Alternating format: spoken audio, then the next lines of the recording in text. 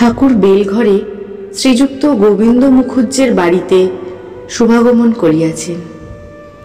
কীর্তন হইতেছে। কীর্তনান্তে সকলেই উপবেশন করিলেন। অনেকেই ঠাকুরকে প্রণাম করিতেছেন। ঠাকুর মাঝে মাঝে বলিতেছেন, ঈশ্বরকে প্রণাম করো। আবার বলিতেছেন, তিনি সব হয়ে রয়েছেন, তবে এক এক জায়গায় বেশি প্রকাশ, যেমন সাধুতে। যদি বলো দুষ্ট লোক তো আছে, বাঘসিংহও আছে, তা বাঘনারায়ণকে আলিঙ্গন করার দরকার নাই, দূর থেকে প্রণাম করে চলে যেতে হয়। আবার দেখো জল, কোনো জল খাওয়া যায়, কোনো জলে পূজা করা যায়, কোনো জলে নাওয়া যায়, আবার কোনো জলে কেবল আচান শোচান হয়। প্রতিবেশী প্রশ্ন করছেন, আজ্ঞা বেদান্ত মত কিরূপ?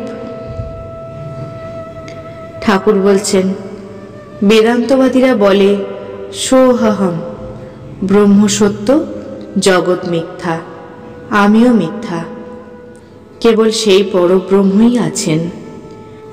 কিন্তু আমি তো যায় না, তাই আমি দাস, আমি তার সন্তান, আমি তার ভক্ত, এ অভিমান খুব ভালো। কলিযুগে ভক্তি যোগই ভালো, ভক্তি দ্বারাও তাকে পাওয়া যায়। দেহবুদ্ধি থাকলেই বিষয় বুদ্ধি, রূপ রস গন্ধ স্পর্শ শব্দ, এই সকল বিষয়। বিষয় বুদ্ধি যাওয়া বড় কঠিন। বিষয় বুদ্ধি থাকতে সোহহম হয় না। ত্যাগীদের বিষয় বুদ্ধি কম। সংসারীরা সর্বদাই বিষয় চিন্তা নিয়ে থাকে, তাই সংসারীর পক্ষে দাসোহহম। প্রতিবেশী প্রশ্ন করছেন, আমরা পাপী, আমাদের কি হবে? ঠাকুর বলছেন, তার নাম গুণকীর্তন করলে দেহের সব পাপ পালিয়ে যায়।